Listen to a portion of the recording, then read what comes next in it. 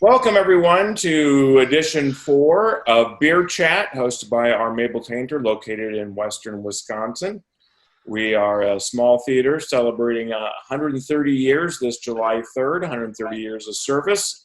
And we're thrilled to have folks like you join us for Beer Chat 4.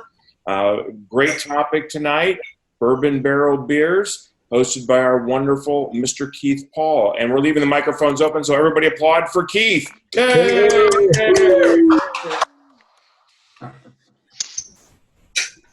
Yeah, well, welcome. Did you want me to go ahead and start right away then? Well,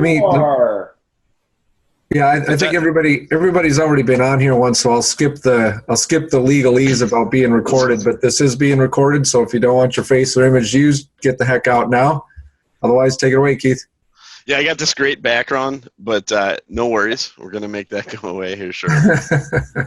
Let's see if I can work the technology. The one comment before you start, Keith. I need to step out at around 11:30 because I have to work tomorrow. So we are reopening our office again, and there's a lot of stuff to do. Well, I have a beer with you, and then I'm out. Well, the good news is I honestly don't have a lot of knowledge, so we should be able to get through that in a long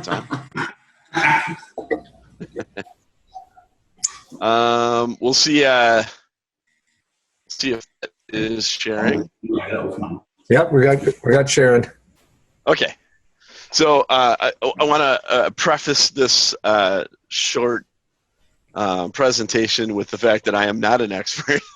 I'm not a brewer, so a lot of these things are a lot of the areas that I researched. I kind of left open a little bit, hoping that people on would feel free to jump in, where they needed to.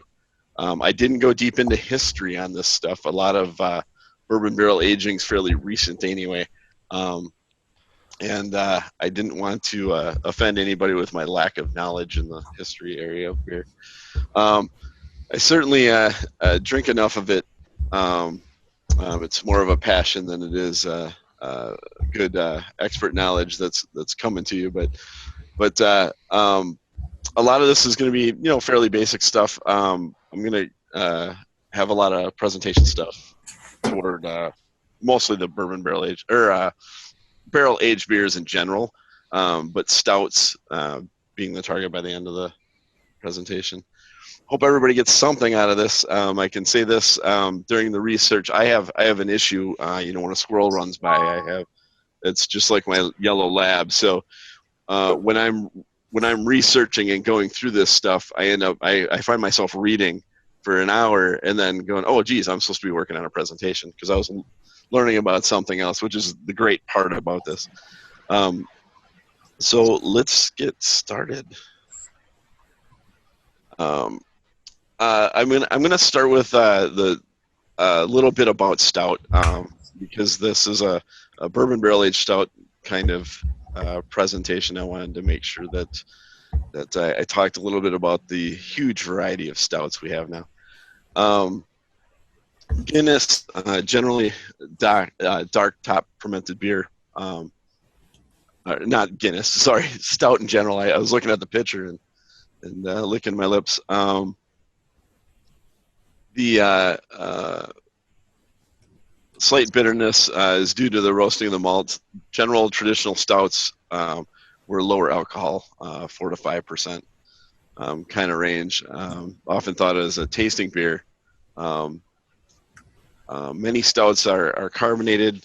One question I had, I didn't know if anybody on the call may know, but we have a lot of CO2 stouts. Guinness is obviously nitro pressured, but I'm seeing more and more nitro pressured beers at tap rooms and even in cans. We're getting more nitro pressured beers. But has Guinness always been nitro since it started, or is that? No, I think Guinness started with a nitro. It probably wasn't. Maybe in like the 70s, 1970s or 80s. It wasn't a long time. I'm not 100% sure on this, but I think what they were trying to do is emulate the kind of texture and feel of what's called the cask conditioned or real ales in England, which are just basically They take the beer, they put it in the keg. It's naturally carbonated in there, so it's very lightly carbonated, and then they pump it out with a hand pump, and it kind of aerates it and gives it this really silky, smoothie texture to it. And I believe Guinness was trying to emulate that by messing around with the different gases and the nitrogen.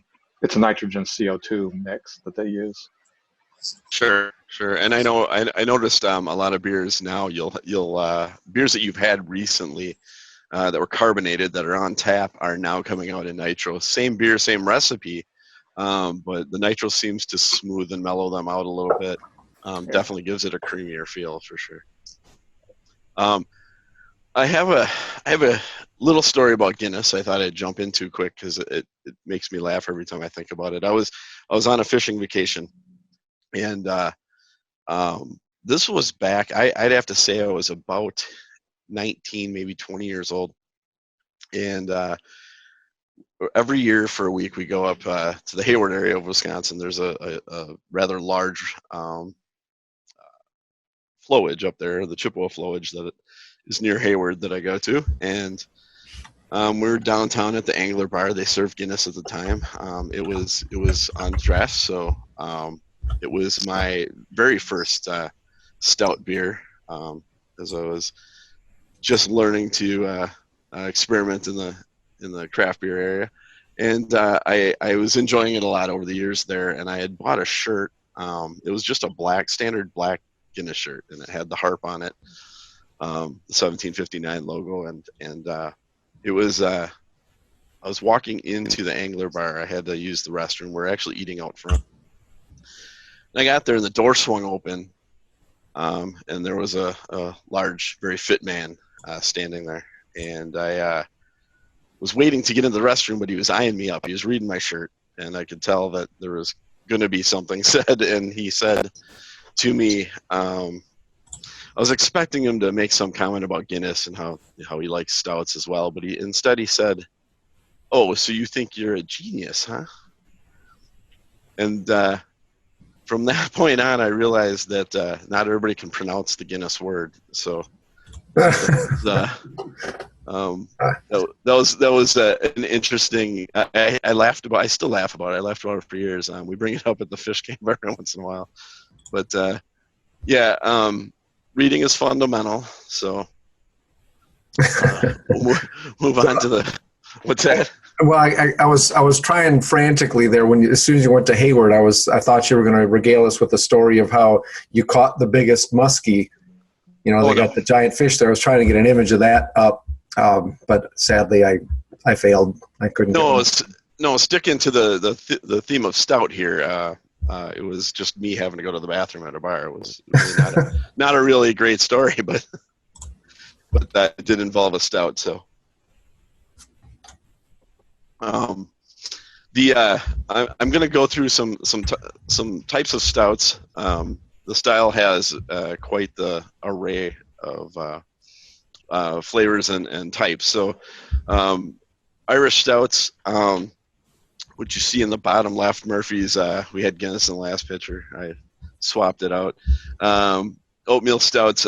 Gray's Brewing is out of Janesville, Wisconsin. I used to live down in Janesville. I do remember that, and at that time, I was drinking Guinness, and I thought, well, I'm going to get some Gray's Oatmeal Stout, find out how that is.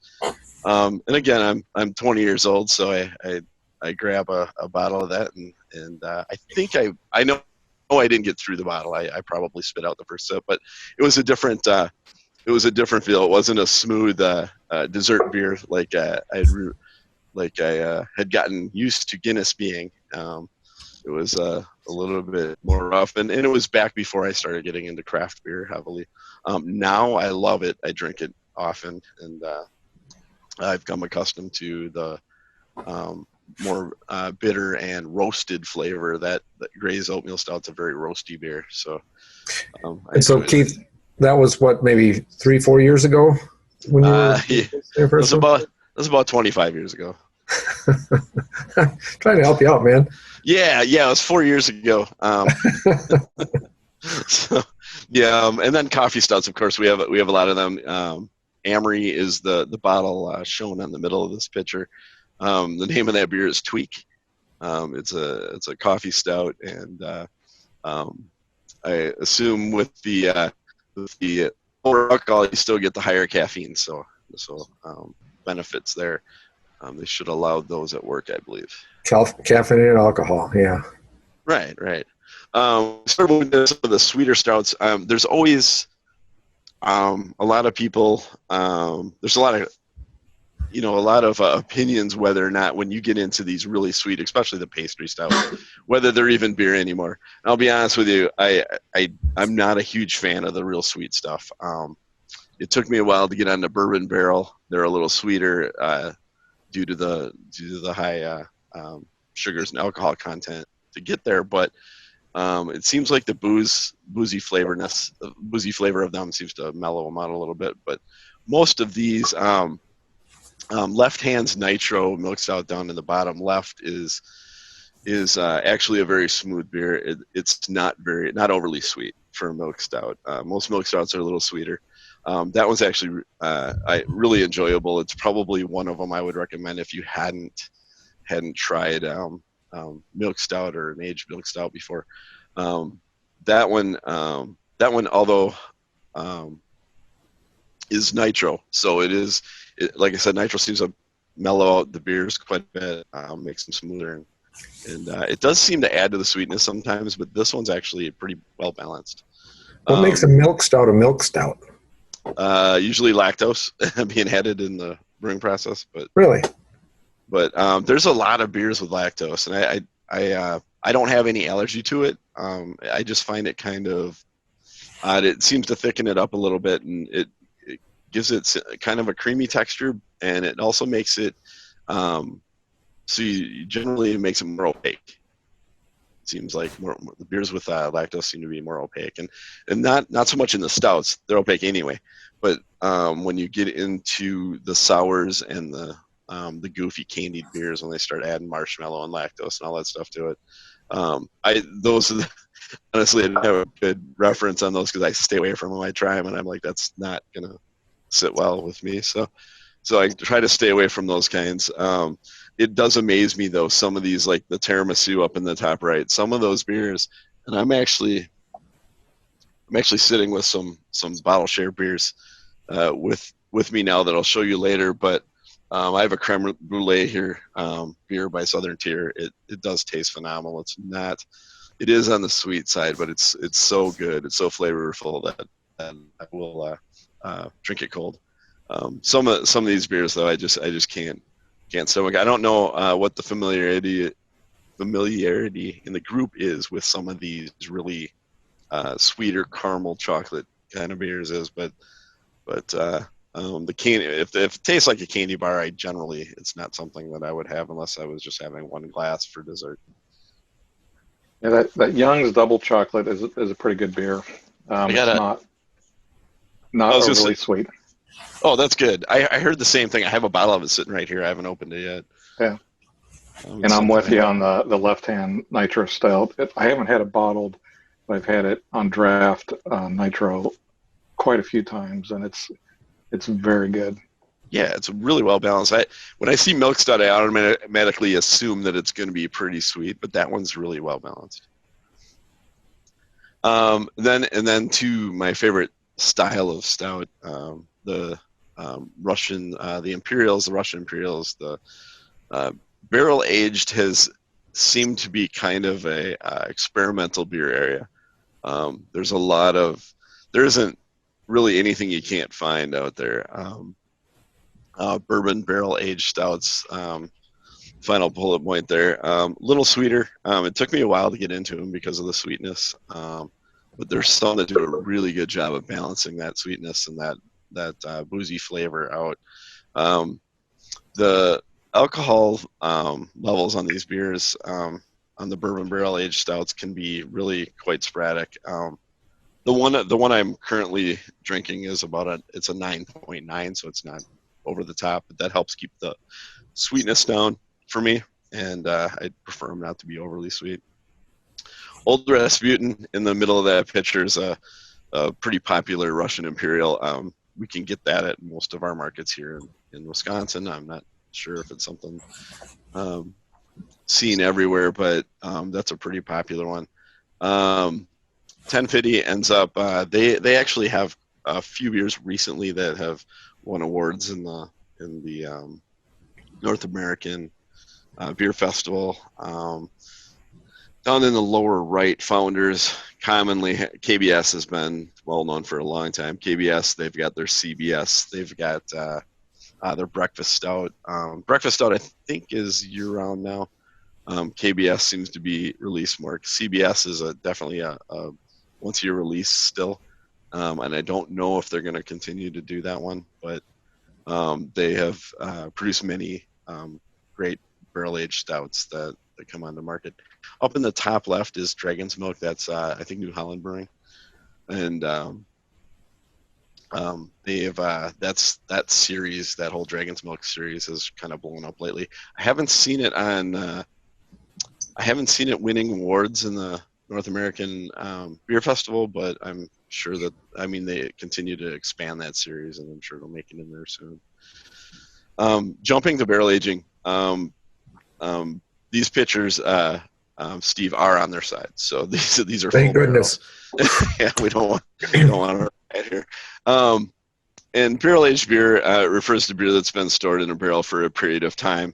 Most of the microbrews in the area here in the Midwest are using wooden barrels. I know that stainless barrels have become a little more popular lately. Reusability, and they've been using actually wood chips and sometimes toasted charred wood chips to get the flavor. But I think it's used very minimally, just because you're not getting the reuse of that barrel and the effects of the flavors from the previously stored spirit. And I think that's probably in a lot of cases what the brewers are looking for. Can I ask you a that question, character. please? What's that? Can I ask you a question, please? Oh, sure. You're saying it's stored in a barrel for a period. What is a period? Are we talking weeks or months or even years? Some beers, yeah, that's a great question. Some beers are only in a barrel for 15 to 30 days. Some are in for 90 days. I didn't find out how long. I don't know. I couldn't tell you what the longest barrel aged beer is, but a lot of times it doesn't. What I've learned in the research is it doesn't take very long to pull those flavors out, and a lot of times they're put in there to kind of mellow the beer itself.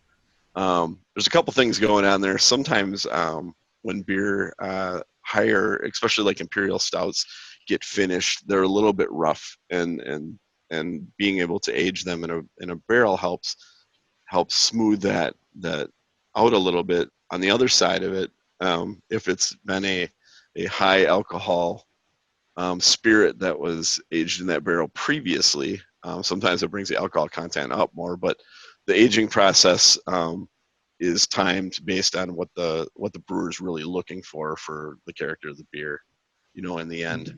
So the longer it is in the barrel, the more it tastes like bourbon, right? Excuse me? I said the longer the beer is in the barrel, the more it tastes like bourbon. Oh, sure. Yeah, and I assume that those periods of time are based on how much they want it to take on that flavor and what characteristic they want that beer to be in. Okay, is the beer carbonated? It's sitting in the barrel like that, or is it post aging carbonated? It's pre-carbonated. So the beer will ferment out, and then they'll put it into the just like if they're going to bottle it. A lot of times, most breweries these days artificially carbonate when they put it into the bottle. There's some that natural carbonate by adding additional yeast into the bottle, but when they put it in the barrel, it's not carbonated. They'll take it out of the barrel, then they'll carbonate it when they put it in the bottles. I tried to find out some beers, some barrel-aged beers. And for example, this one, it's 12 months in a wine-barreled beer. Okay. 12 months wine-barreled aged beer. Okay. Yeah. How is it? Where is that one brewed at? This is a brewery from Hamburg in Germany. Oh wow. And today I bought 3 different kinds of barreled aged beers. One is in Scotch barreled, one in bourbon, and one in a wine. Right. Okay. And this So one is 12 months. And what do you think so far? It's very flavor, and I think the wine is very pregnant. Very very famous. So you can taste the wine in this beer. It's very what's the word? Huh? Do they say what kind of wine is it? Is it like a Riesling? Oh, it's not written here. I don't know. But it tastes like muscatella. Muscat. Muscat, yeah. Maybe Muscat, yeah. Okay. And it's 12 months. Huh, interesting. Yeah. Awesome. I didn't want to get too much into barrel construction and that kind of thing because there's other discussions that can go a lot deeper into this. The wood of choice for maturing beverages is usually oak, French or American oak. There are many other woods that are used. The typical flavors added by aging spirits in oak is generally woody, earthy, vanilla, caramel spice, toastiness, that kind of thing.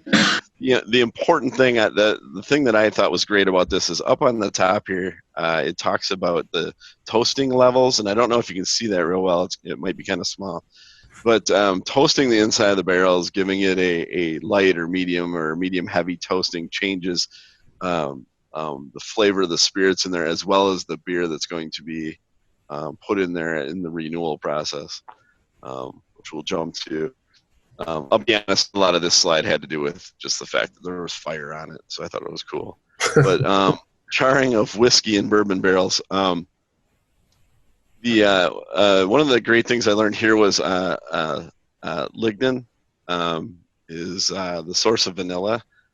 Lignin in oak, when it's heated, comes out. So that's where the vanilla flavors start coming into the spirits that are used in these barrels. Likewise with toffee and caramel notes as well from the hemicellulose that breaks down. So the process of burning the inside of these barrels adds color as well as flavor to the spirit and the beer that's used afterwards. A lot of it looks like in my research, what I learned was the interior is commonly exposed to intense heat for anywhere from 15 to 55 seconds. They talk about 55 seconds being the alligator char, leaving it not smooth anymore, giving it the appearance of like alligator hide kind of appearance, and that is supposed to allow it to absorb more, allow the spirit to absorb more into the oak as well as the oak deliver more of its flavors into the spirit. Using these barrels, the common barrels that are used for beer brewing, for a lot of the microbrews are bourbon, whiskey, gin, rum, scotch, tequila, and wine. Less commonly used, but are used in microbrew a lot of times experimental or brandy, sherry, port, cognac. It looks like these guys are looks like they're pumping fuel. The guy on the right may look like he's stealing fuel, but what they're really doing is putting saison here inside of aquavit barrels that were used for distilling that spirit.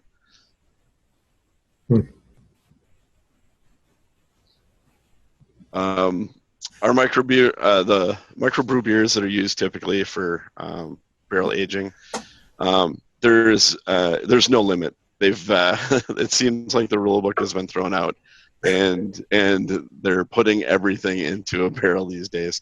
Sours and stouts seem to be the most common beers aged yet. blondes, saisons, lambics, Belgians, barley wines, and other ciders are still being are popular and being more barrel aged. And correct me if I'm wrong. I believe lambics. I think Belgium brewing and lambics probably started the whole oak barrel aging process with beers. I don't know if anybody's got any more information on that, but I think I yeah, I couldn't tell you. I know that they do, some of the lambic brewers do use age their beers, but I'm not sure if they age them in new barrels or if they age them in previously used barrels. I couldn't tell you. Yeah, I didn't. It would have been having a little more time. I would have probably dug into that a little deeper. But so for bourbon barrel aging in the U.S. In '92, Greg Hall from Goose Island. Goose Island is a brewery in Chicago, well known for their Bourbon County bourbon barrel aged beers. Took his beer to the Great American Beer Festival in Denver that year. Something new, something different, and his improv succeeded in doing so launched an entirely new genre of beer. So for us in the U.S., bourbon barrel aging started in the early '90s, and there's been, right now it's kind of it's hard to say how many brewers are actually brewing barrel aged beers or brewing beers and then barrel aging them, because it seems like every time you go to the tap house or to the Liquor Mart and look in the stout section, there's more and more beers. These are I put the slide in here. These are things I'd like to do. The largest U.S. beer festivals judging barrel aged beers. Great American Beer Festival in Denver, Colorado. I do need to get there at some point. That's usually a September thing. I looked online. It looks like I didn't see that it was canceled yet, but I imagine that most of the stuff, because of the COVID-19, has been at least delayed or canceled. But I haven't seen anything on either one of these events. FOBAB down in Chicago is strictly barrel beers. A lot of beers. They're all styles of beers are judged at FOBAB, so it's not just stouts. It's everything. They're aging pales and ciders and stouts, and a lot of barley wines. Seems like barley wines are becoming very popular too. Some of the breweries that have repeatedly made the list of champions in the previous slides events are Epic Brewing in Denver, Colorado. They have their Big Bad Baptist series. They also have the Big Bad Baptista. These are beers. These are great beers. These are beers that we can get here in Wisconsin. Goose Island down in Chicago has their Bourbon County series, which I mentioned earlier. There are lines of people around the block waiting for that release every year and it's repeated. There's releases of many different beers each year from Goose Island. Founders Brewing in Michigan has KBS is probably, like I said, their biggest, the most popular beer. CBS is their Canadian breakfast stout, and then the little guy on the far right in that top picture, that's the breakfast stout bottle. But it got cut off a little bit. But those are some of Founders' really popular aged stouts. Fremont Brewing in Seattle, Washington. In my research, they've won as many or the most. They're the most winningest brewery as far as barrel aged stouts. I have not yet had a beer from Fremont. I hope to order some in on tour, but they really score very high, and their winning percentage over the last few years, 5 years, has been really high. Assassin is Surly I'm sorry, I switched this around. I've got a miss. Darkness should be Surly's. Assassin Series and Morning Delight under Surly should be actually under Toppling Goliath. Surly's got their Darkness series. It's a misprint here that I overlooked. Surly, go ahead. Keith, you said you're going to order some in. How did you say you're ordering these in? Tavor. What is that? That's a website here. It's out of I believe it's out of Washington. It's over. I know it's over on the West Coast. Tavor, you can set it up to receive beers in by a dollar amount, by a number of beers, by any way you like. And Tavor is an app. You sign up online, but then you put the app on your phone. What happens is every day when they have beers around the U.S. that are available, you get a notice this beer's available, and it'll be available in, sometimes it's liters, sometimes 750, the bomber size. Sometimes it's 16-ounce cans or even 12-ounce cans, but it'll be available, and you choose whether you want to add it to your crate, is what they call it. And then and you can set the shipping as you want. It can be, like I said, by dollars or amount of beer. It's easy to add up a high total quickly. Just so you know, it's not anything to get a couple $100 bill a month when ordering beer from Tavor. How do you spell that? Tavour. Tavour. Okay. Yeah, it's Thank you. see, I have the app on my phone, so I'll check to make sure. I'm pretty sure that's how it's spelled. Tavour. Or a lot of these beers, the beers that are winning at the Great American Beer Festival are featured on Tavor. They try to get all the really fancy beers and have them available to ship throughout the U.S. In our state, here in Wisconsin, Central Waters has their Brewers Reserve series. I actually have some bottles here. I'll show you a couple bottles on the slideshows down here. But they do a really great job of bourbon barrel aged stouts. In that picture, I know it's probably hard to see. There's a couple ales in there. There's a Scotch ale in there. There's a barley wine ale in there. There is also a Belgian quad on the far right. They really reach out. That brewery does a lot of broad styles, and it's really great. Their Brewers Reserve stuff is all aged and not overly priced. I mean, I think a 6-pack of that's probably runs about $15 for a 6-pack. So reasonably priced aged beer. Treehouse Brewing. This is another place on my bucket list. They're out in Charleston, Massachusetts.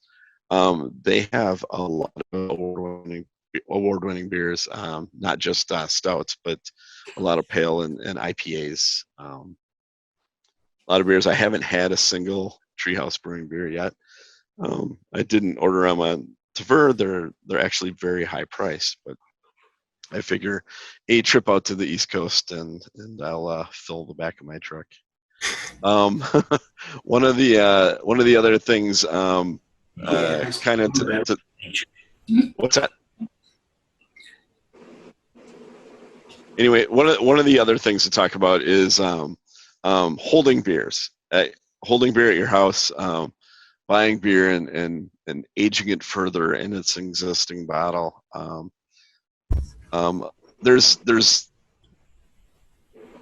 a lot of debate on whether beers can handle, time on the shelf. I think that the general rule that I found online is 8% or above for storing beer if you're going to store a long time. Some people believe that a lot of these beers have already been barrel aged.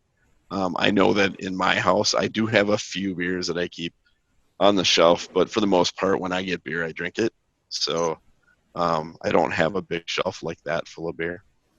I do have some, and in fact, I can show you some that I have. But barley wine stouts and sours, ales, lambics, Belgian strong ales. anything that really runs in that higher range or is acidic, like some of the sours are, can handle shelf life for a while. I think more importantly, keeping them out of the light, keeping them from getting refrigerated, then warmed back up, refrigerated and warmed back up again, is probably as important as how long you keep them. Most beers can break down pretty quickly when you're changing the temperature a lot. So I will. I think that's the end of my slideshow. This is what I wish my shelf looked like, but it doesn't. So I wish I had that to look at when I come downstairs. Anyway, well, thank you. I'm going to close the slideshow here. Well, Keith, before you do that, Yep. real quick, if you'd go all the way back to your very, very first slide, that was a trip down memory lane. I'll admit I started young, and when I was in kindergarten, I started drinking that one. When you were in kindergarten, El Gordo? No, the paste. Oh, paste. Okay, brewing, sure. Is that Where is that from? That's on the glass. Elmer's? I think is the brand. Okay. Elmer's paste comes in the nice little container. Yeah. Oh, now it makes sense. Yep. Yeah, come on, guys. I waited the whole presentation for that one. Be very proud of yourself, Steve. That was a great pickup there. That was a good one. Yes. Jeez. Definitely caught me hook, line, and sinker on that one. One of the breweries I mentioned on there was Epic Brewery. This is not one of their Big Bad Baptist series. This is Exponential. It's a different series, but one of my favorite beers by them. These bombers are what you saw on that last pick. I've got quite a few of them. Some of these are in the form of pastry, I admit. I would consider this as a barrel-aged hazelnut imperial stout. This is done by Untitled Art. Untitled Art is in Wanakee. The actual brewer on here says Microphone Brewing. We have a brewery down in Wanakee, Wisconsin that does. It's called Octopi. They brew beers for many different breweries. They brew for Microphone. They brew for Untitled Art, Collective Arts, a few other breweries in the area here, as well as breweries outside of the U.S. They're pretty much a contract brewery. They have their own Octopi brand, but we very seldom see it because of all the other beers they're brewing. This is truly a pastry stout, and yes, it's in a can. This is a nitro creme brulee. Right. Okay. Not something I would normally drink, but this is fantastic. It's not overly sweet. It's so smooth. They did a great job with this, and this is made by Southern Tier. Southern Tier does a really great job with not so much bourbon barrel aged beers, but with stouts and making stouts taste like what they say it tastes like. Central Waters in Wisconsin. This is actually a rum barrel coconut porter. One question I didn't get, which I thought I might, is the difference between stout and porter. And there was I was gonna say, anybody want that one? Go ahead, David, Steve. it's your turn now, right? What's the difference between stout and porter? Are you asking me? No, I asked Dave because I'm sure. Oh yeah, I was gonna say. Stout is actually a more robust version, theoretically, of a porter.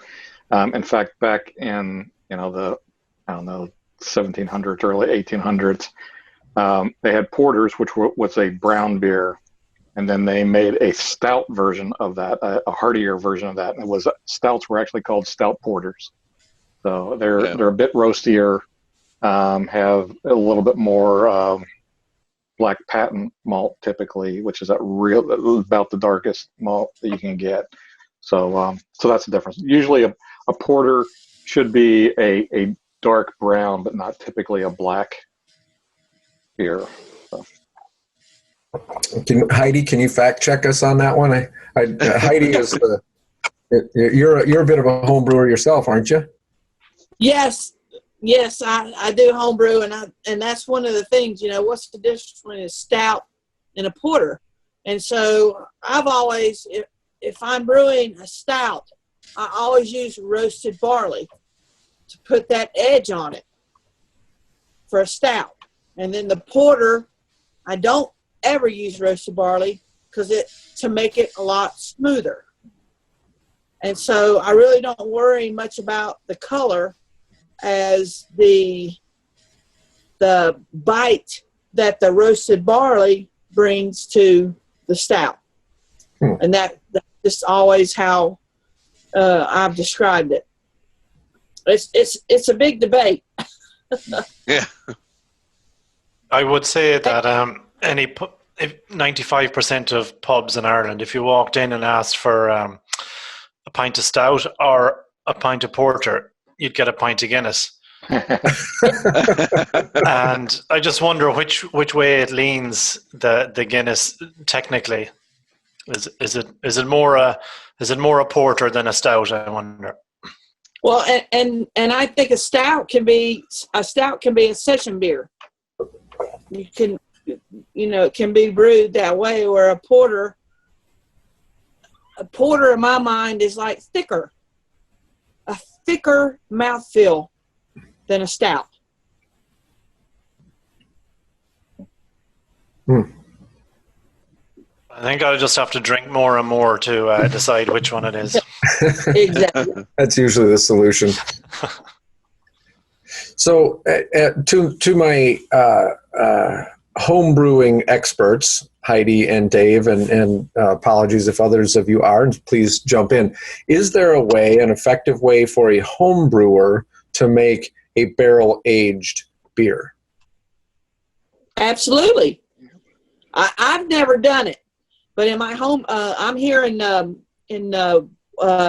Haywood County, which is western North Carolina, west of Asheville.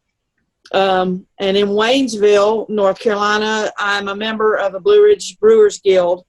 And we have a member who he buys the barrels, the smaller barrels, and that's all he does. He's just crazy in barrel aging, all this stuff. His beer's like 11, 12, 15 kick your ass %. And so yeah, he barrel ages like crazy. Yeah. I will say during my research, I realized you can buy 1.5 gallon, 3 gallon, 5 gallon, 10 gallon, already charred barrels sent to your house. All you got to do is cure them with water and then get going. So, yeah, you can do that at home. And this fella in my homebrew club will take and get those barrels and then put bourbon. He'll put bourbon in them and age them longer. Do his stuff. Yeah. Do his stuff. Yeah.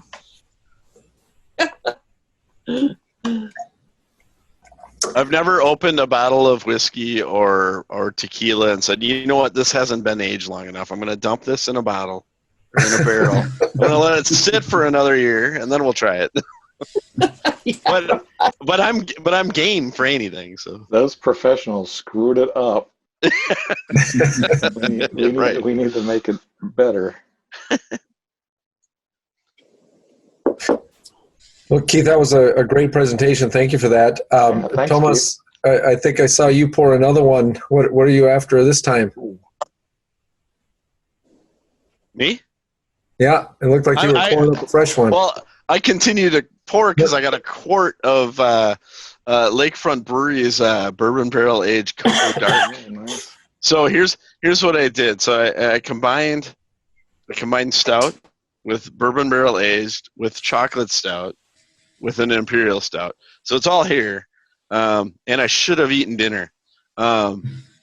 This is like I said, this is a 9.8% Bourbon Barrel Aged Cocoa Dark Chocolate Imperial Stout, and it's tasty. Good. Well, It's almost gone. It must be good. When I saw that Tomas had poured himself a new one, and I don't know if we had migrated from the wine barrel aged beer into which way did we go? Which way do we go now? I haven't tasted it, but this is it's called BA Imperial Porter. It's with honey, liquor roots, black currants, aged in sherry and bourbon barrels. And this is the one. Also from Hamburg? No, I have no clue where it is from. I think it's from East Estonia or Estonia. Oh yeah, Estonia. They're well known for their bourbon barrel or their barrel aged beers, right? Bourbon barrel, sherry barrel, Baltic porters. One, which was If you can put it in a barrel. so I tried to find out one beer which is bourbon barrels, and there was no shop which serves this kind of beer right now. They always told me, yes, in the winter times it's not a problem, but in the summer times they don't have. Huh. So let's see. Yeah, let's see if it's any good. I haven't tasted it. Wait a second.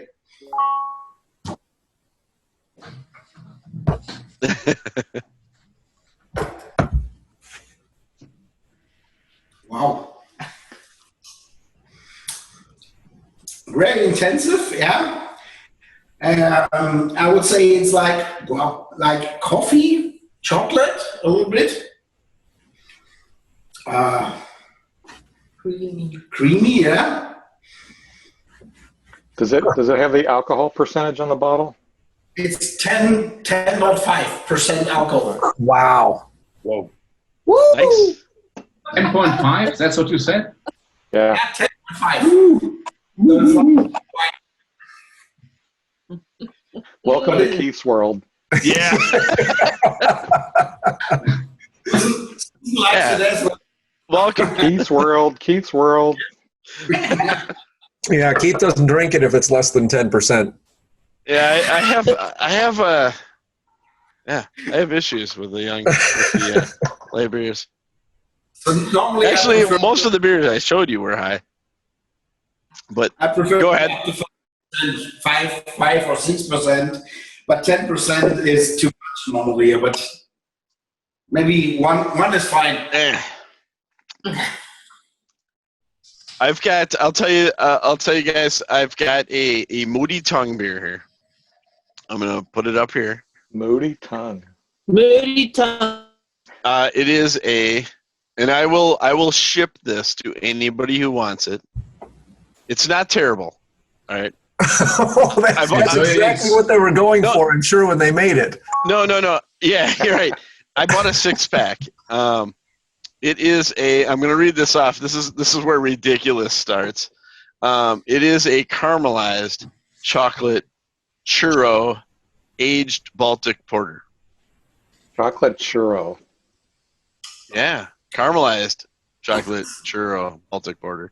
No. Pretty great taste that taste great together, huh? It is so complex. You drink it and you're like, I don't know what to think.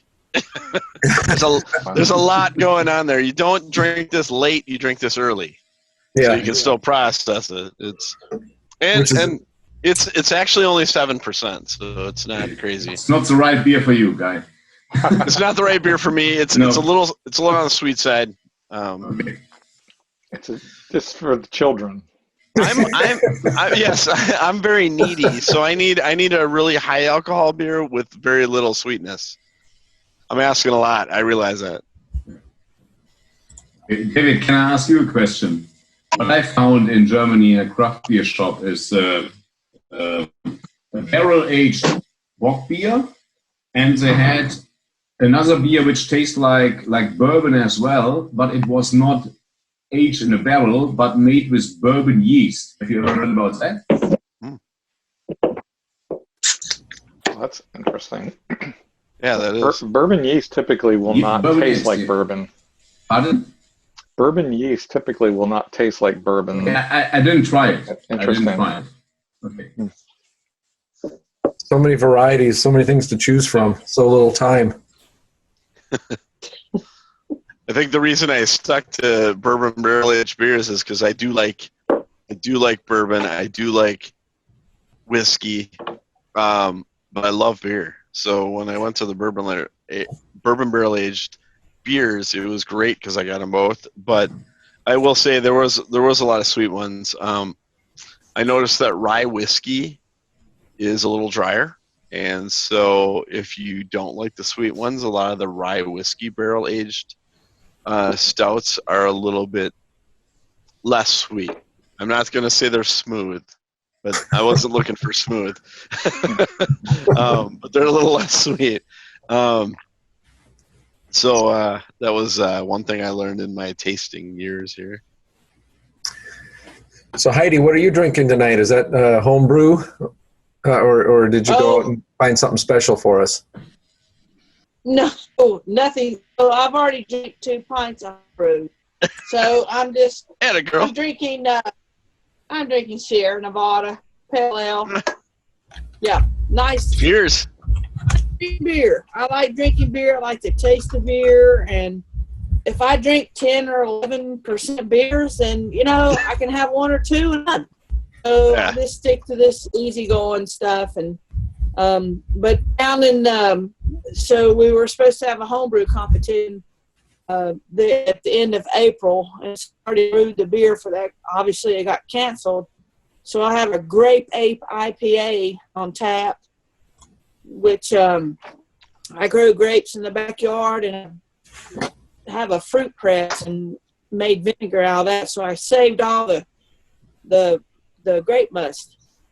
So I use that in the beer, and that Nelson Sauvin hops that have the Nelson, yeah. the essence to them, and put in that. It's pretty good. And then I did it's a dreamy strawberry blonde. So I took a blonde ale recipe, added strawberries, lactose, and some vanilla beans to make it like the milkshake beers. Yeah. And so the Grape Ape IPA turned out pretty good. The dreamy strawberry blonde, it's good, but there's I don't know, if you breathe out and breathe down and breathe out, there's some weird flavor in there when I drink it, and nobody else seems to taste it. So I'm like, what the hell is that? And they're like, what? I'm like, so take a sip and like breathe out, but push down and taste that. They're like, what the hell? So I don't know. How did you add your vanilla bean? Did you just put the bean in the fermenter, or did you extract the vanilla out first? Well, no. So I love the milkshake beers, and so I took this blonde ale recipe and brewed it through some strawberries in the boil. In the boil. And then, okay. And in primary, I put strawberries in the primary. And then in the secondary, I added some vanilla beans. And so when you add those vanilla beans, you've got to because you don't want it to taste like vanilla. You want it to taste kind of with the lactose, like a milkshake. So you got to be careful with that. And so I don't know if something just didn't jive with those vanilla beans. I think I had 2 vanilla beans that I put in secondary. Maybe I didn't get enough vanilla essence to it, but I'm not sure where that freaky little background flavor comes from. But it's there. I can taste it. Other people can't taste it, but if you breathe just right when you take a sip, you taste that off flavor. It could be the cooked strawberries might be the off flavor versus the raw strawberries, or like with the vanilla bean. Since you're putting it in after it fermented, you might have got a little bacteria from the bean.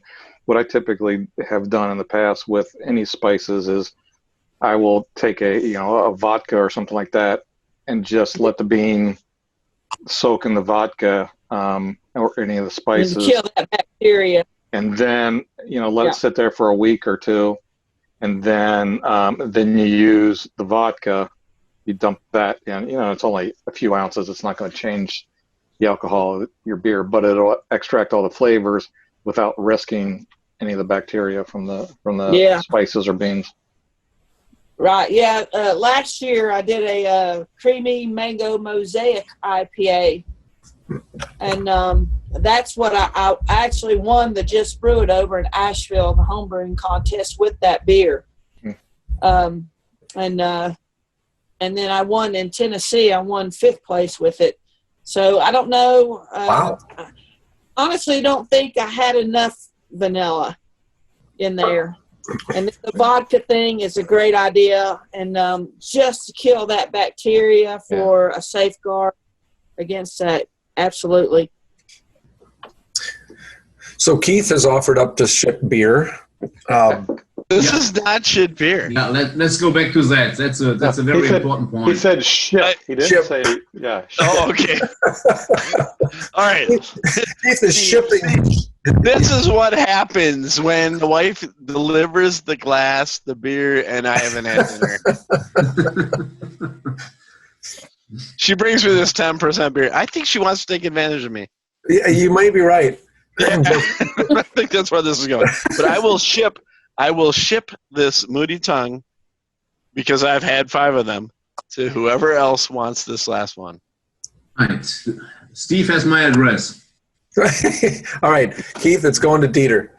Oh, yeah, Dieter, and get this I think it's it probably the most expensive beer I ever had, because shipping it from Wisconsin to Cologne in Germany. Dieter, we have our priorities. Absolutely, I agree. There might be a couple extra beers in there for you. Yeah, and so back to the point, Heidi, you've got. I'm guessing as a home brewer, having dabbled in home brewing myself way back in my youth, 3 or 4 years ago, we always had more beer than we were really ever able to consume. So, do you have this similar fate? Yes, there's that. Especially now when I brewed these beers, I brewed all these 2 beers, which is 10 gallons of beer I do for this homebrew. And then obviously, it was April 25th and it got canceled. So, and so, I got to be careful, because I have a kegerator thing that we made downstairs with this big freezer, and it can hold like 6-7 kegs of beer, 5 into the sixtels. And so, I got to pace myself in brewing, because Well, I'm thinking there may. You're not bottling your beer. Not what? Bottling. Bubbling? Bottling. No, Put it in bottles. I use the Sankey kegs. I keg. I got a pump, and I have a local brewery over in Asheville that will take them. I just call them up or text them and say, "Can you clean my kegs?" And I take them over there and they clean them for me. And because I was involved in 2012 with a local brewery. Actually, it's a long story, but got him started. And so I learned the corny kegs just leak all the CO2 and all this stuff. So I went to Sankey and bought the pumps to pump the beer in. And so I keg. I will bottle. I have a bottling done, and I will bottle when I have to. But if I don't have to, no, I don't bottle. Yeah. Does the Green Man Brewery still exist in Asheville? Yeah, and Dieter, your friend Mary Lou is the one that got me on this. Oh, you're a friend of Mary Lou. All right. Okay. Yeah, the neighbor. She just lives right down the road from us. Yeah. So are you one of the golf ladies? No, I don't golf. Used to, but don't anymore. No. All right. I'm a neighbor. I live up the road. I live on up Beaver Dam Road from Mary Lou. And all right. She's okay, told me so you have a nice view on Mount Yusef, right? Yeah.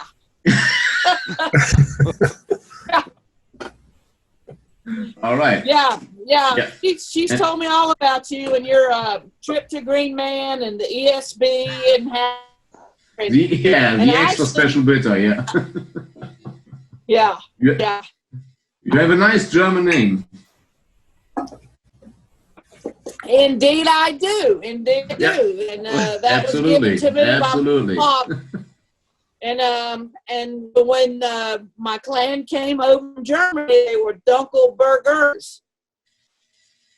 And my father's limb dropped the ER. Sorry, can you say that again, please? So, you were breaking up.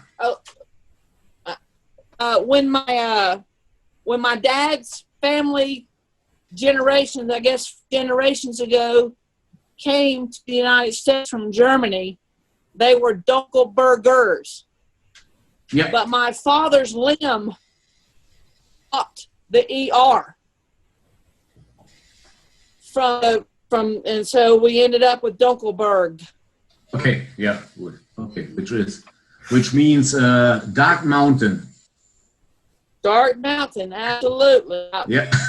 Which further translates into Evil Mountain, which Or Smoky Mountain. Maybe Smoky Mountain. Maybe so. Smoky Mountain and Blue Can you Ridge. see that shirt? And on and on. Can you see the shirt? oh, Blue Ridge. That's what I bought when I was hiking with Mary Nice. Lou in the Smoky Mountains. Yeah. Would that be Ralphberg? Pardon? Would that be Ralphberg? because you remember 2 weeks ago we talked about Rauch beer. Yeah, Beer. it's not Rauch Yeah. beer, but Smoky Rauch Mountains. Berg. Yeah. So, and that actually was a question that came to my mind as you were kind of going through. Actually, I think it was Heidi. You were talking about the difference between a porter and a stout, and the roasting of the barley. Are there smoked versions of this stuff? I would imagine there have to be. If you're roasting the oatmeal, you could roast it in a way to get it smoky.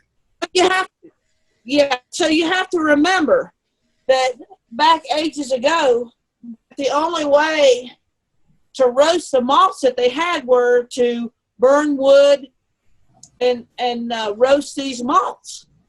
And I like this today with the heat. The only heat they had was fire. So everything was smoked back in the day. Way back. So, yeah. So there's... I have to think that the first stouts and the first porters were smoky flavored because all the malt were to caramelize them and get them to the degree that you needed to make these. They had to fire to do it. And so when you burn wood, you're smoking. So it's different from today when, they don't use the smoke, so to smoke it out. So I think that back in the day, all the porters, the stouts, anything with the dark grain did have a smoky flair to them just from the roasting process. Yeah. So my next question is, as we talk about doing all these wonderful things to beer, adding bourbon or wine through putting them into these barrels, or steeping vanilla beans in different, in vodka, or cooking strawberries in there. Dieter, how many Bavarians have turned over in their graves thinking about the German Reinheitsgebot? I can't talk too much about what Bavarians think. I'm even not sure if they think at all. Barbarians, right? But what I can say is that when I was a little bit younger, there was Alt beer, Kölsch beer, Pilsner beer, but there was no beer with a different flavor, like a fruity flavor or a chocolate flavor or something like that. So it was very strict, and that has changed totally. So everybody is trying everything, and they still claim that they are adhering to the Reinheitsgebot, which is partially true because most of the flavors, so they do not put any other ingredients in, which are not mentioned in the Reinheitsgebot, but they get that special flavor with the help of yeast. And if you go into a craft beer shop today, it looks the same like in the United States. You can get every flavor together with beer, even bockwurst flavor, like I mentioned last week. A bacon brat beer. Pardon? A bacon and brat beer. And, bread and beer is one word, right? Yeah. Bacon. Bacon, brat, Bacon. bourbon. Bacon bread beer. Okay, all right. Yes. Heidi, I think, or maybe Dave's Dave. got this. Yeah. Somebody, I think your homework for next time, Dave and Heidi, is to brew us a bacon brat bourbon beer. Oh man. I'll leave that up to Heidi. I don't know about that bacon. Yeah, It's quite bacon, easy, bacon. Heidi. It's quite easy. Well, So I had a.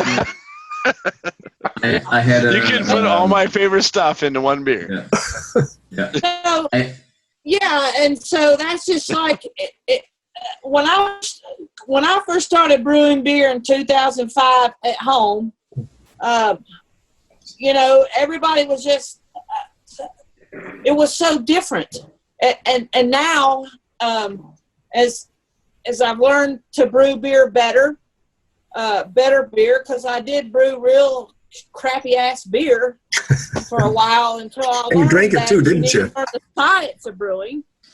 And once I learned the science and learned about water and all that, my beer improved.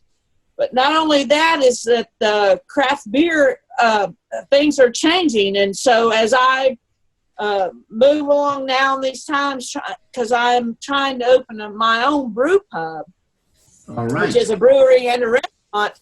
And so you think about, what beers do I brew? How do I, and so you have to think about, I live in Haywood County, and which is west of Asheville. And Asheville is if you know Asheville, North Carolina, is very beer oriented and whatever. But once you cross the county line into Haywood County, you're crossing into redneck territory.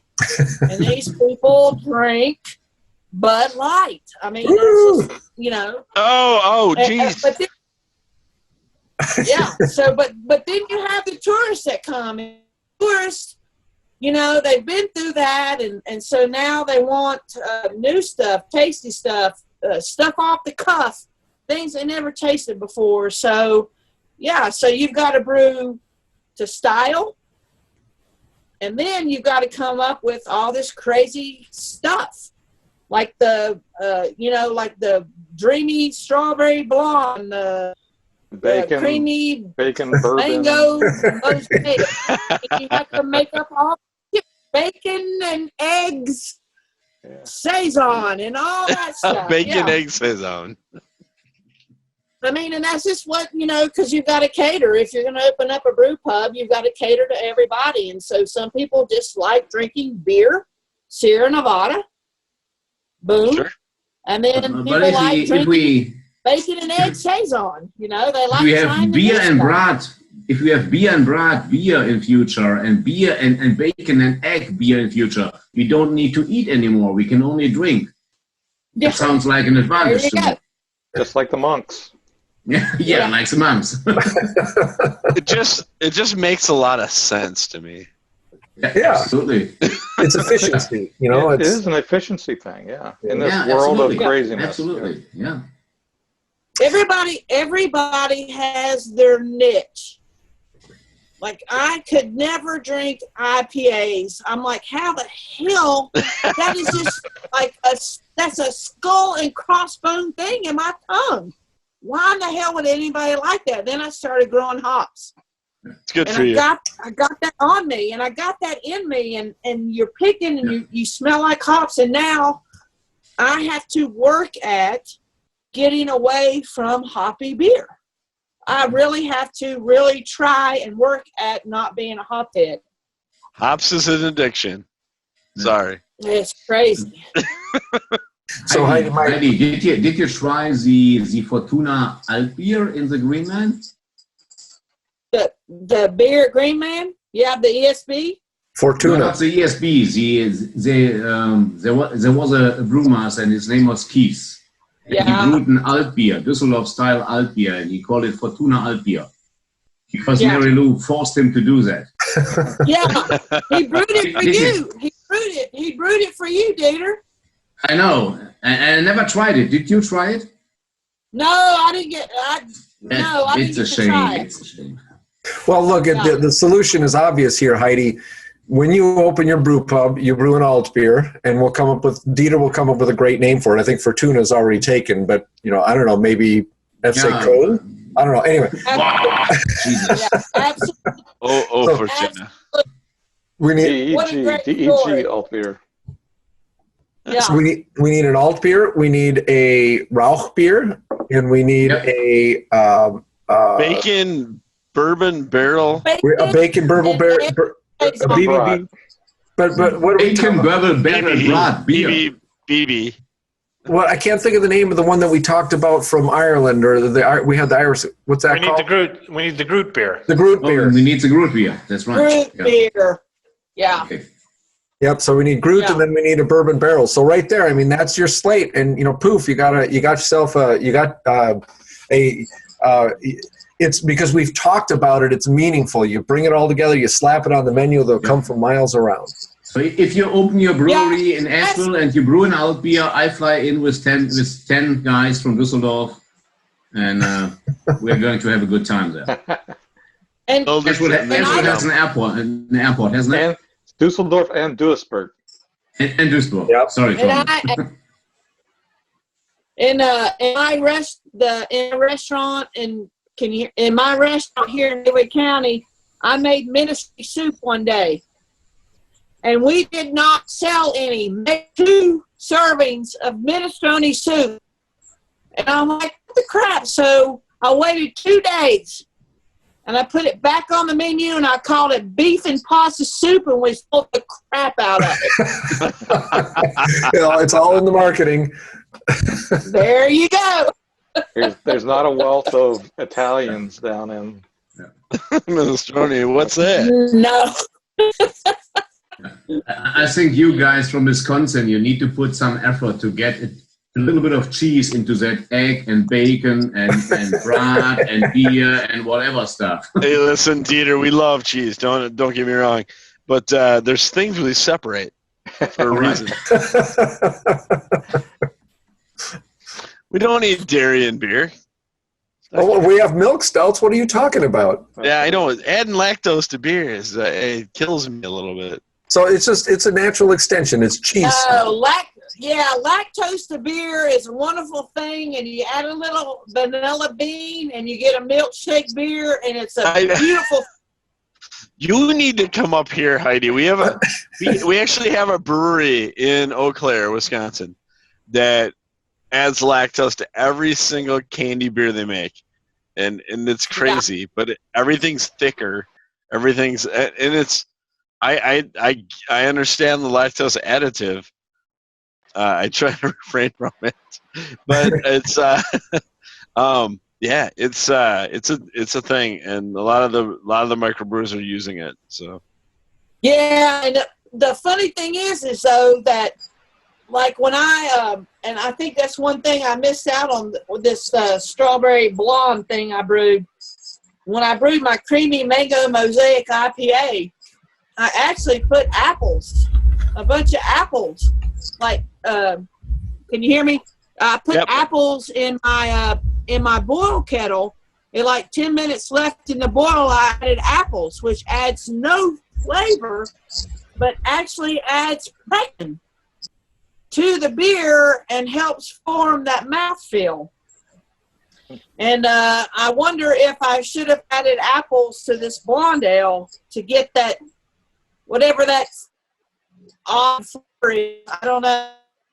But you add the lactose, and it's like milk lactose, and it adds the haziness to it. I think it needs to be supported by more pectin and the vanilla beans. Hey, A lot of breweries do the milkshake beer, and all they do is add lactose, and that does not make a milkshake beer. You have to add those vanilla beans to a certain point where it complements the lactose and does not make it taste like vanilla.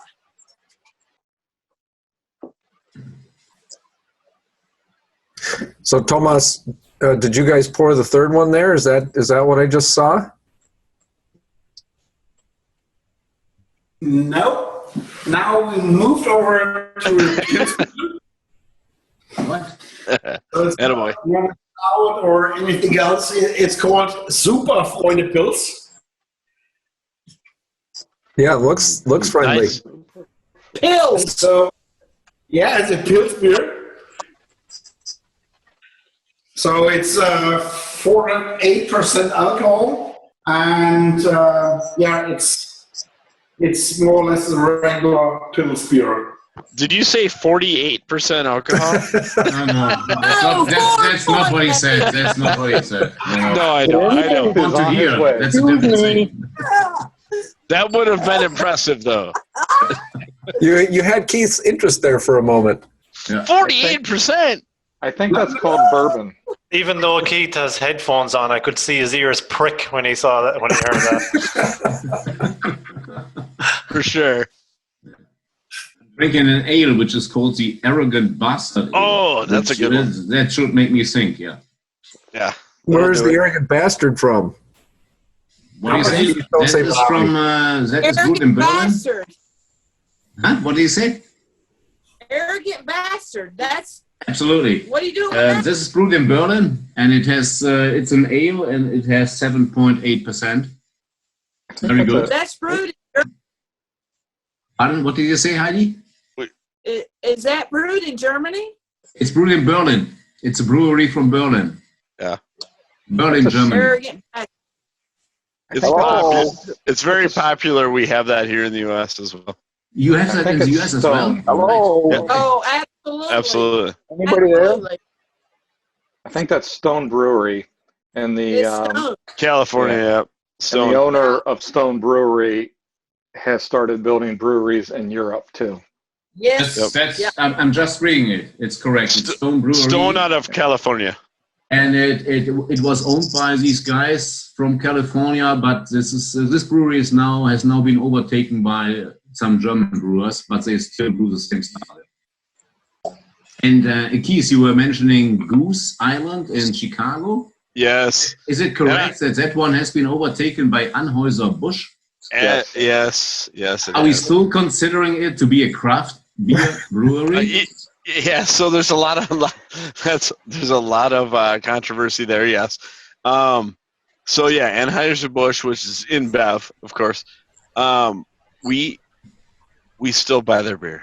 It's so good. Oh, Yeah, Until they change it, I have a hard time with all that. So even Founders Brewery was purchased, and Founders has been making great beer for a long time.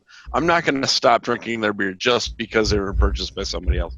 Once the beer changes, and it becomes, that's a different story. But yeah, InBev, yes, owns Goose Island, owns Bourbon County. So And when Bourbon County has when I was working in Indianapolis, I used to fly out from Chicago, and I was always hoping that my plane was late because there was Goose Island beer on tap in Chicago I know. airport. You know, Yeah, I know that. and I think, Yeah. oh my I don't God, wanna- let the plane be late, and I'm going to have a good time at Chicago airport. Yeah, I don't want to talk too loudly because there's people in the room that might hear, but I also hope my plans are delayed when I'm traveling. And we here in Asheville, over in Asheville, which is the next county over, Buncombe County, Asheville, North Carolina, Wicked Weed, which brews the most tasteful. It's called Freak of Nature, the best beer I've ever tasted in my life, and they sold out to InBev for a phenomenal amount of money. Yeah, they're probably living good now. And so, yeah, so it's just, and so me as someone who wants to own a brew pub and keep it local, whatever, and somebody sits across the table and says, I'm going to pay you a freaking amount, millions of dollars for your brewery. Are you going to sell it? Well, hell yeah. I mean, and so yeah, there is the line, and the anger and the hell and the and but then at the end of the day, you know, if you're sitting across the table, what would you say? So yeah, so I finally did, after probably a year and a half, close to 2 years, I finally went to Wicked Weed and had a freaking nature, and it tasted freakingly the same as the before and after. So I was very happy. So, you know, whatever. And they still craft brew. It's still in the same brewery. They still make the same beer. They're just owned by InBev now. Yeah.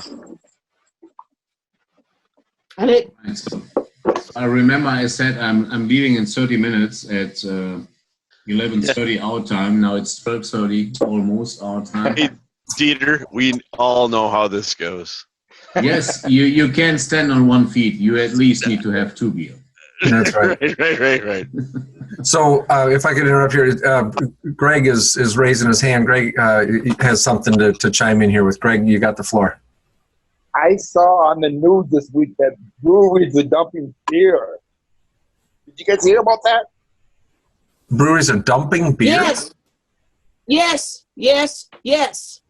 Crazy. Breweries are having to dump beer.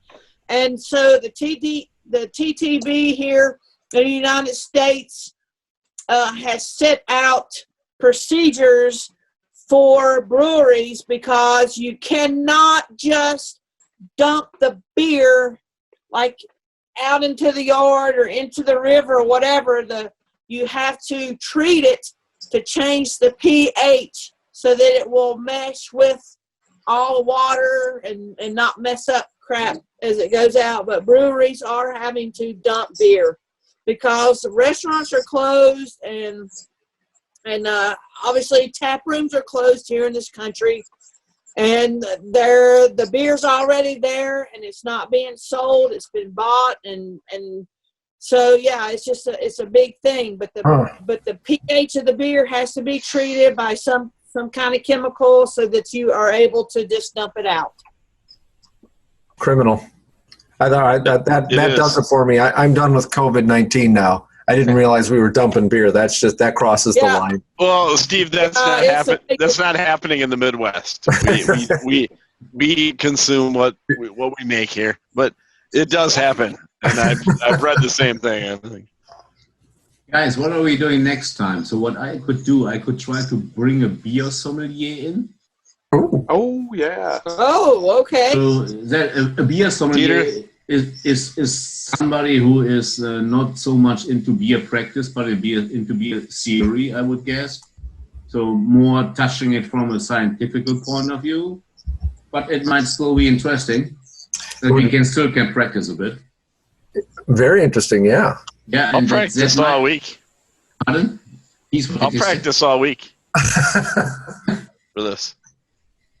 And that might cost a little bit of money, and I would pay for the beer sommelier, and I would expect you, not everybody, but all together to donate the same amount of money, and it might be €90 or something like that, to the Maple Tainters here. Does that make sense to you? I'm in. Yeah, that's wonderful, Dieter. All right. I'm not sure if it works because I don't know her agenda, but I had 2 beer tastings with that beer sommelier in the past, and it was very nice. And she's very good. She's German, but absolutely fluent in English. She has been living in London, and I think that could be a lot of fun. That would be fun. Okay, let me try that. All right.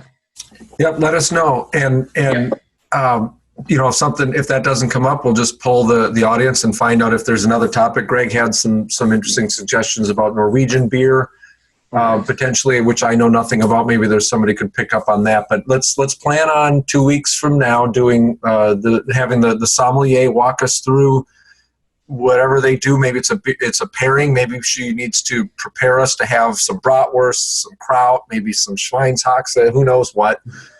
If I have to. The only thing I know about Norwegian beer, it's extremely expensive. A beer in the city center of Oslo is €24.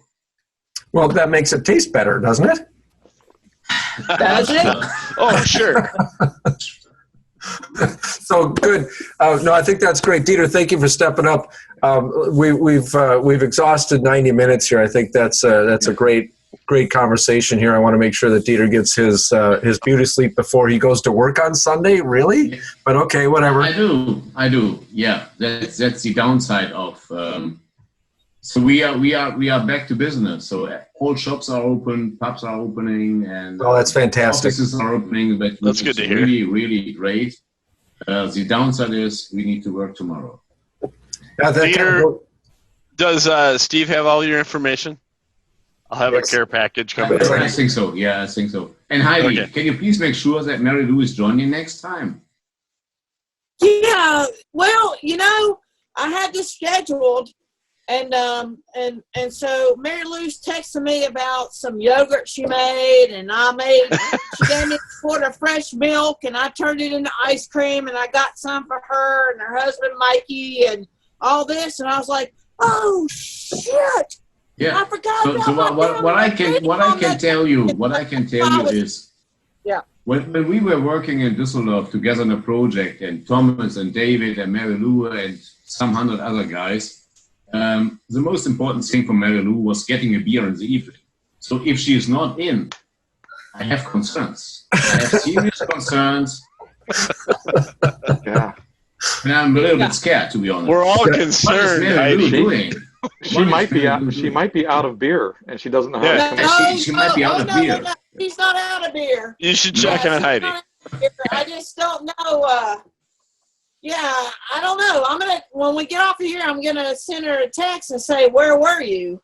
Yes, And let's absolutely. do this. Heidi, I rely on you. In 2 weeks' time, we want to see Mary Lou in that chat. That's a very important thing. Yep. She will be there. She will be here with us in 2 weeks. All right. Perfect. Good. Well, everyone, thank you so much. I think it's a good time to close this thing down. Really enjoyed it yet again. Good group of folks here. We'll look forward to hearing from you. Jeff and or I will send out an invite here, probably not next week, but the following as we get closer. Dieter, stay close on whether or not you can pull together your sommelier. I think that's a great idea. Let's keep the longest virtual bar in the world going here. This is fantastic. Absolutely.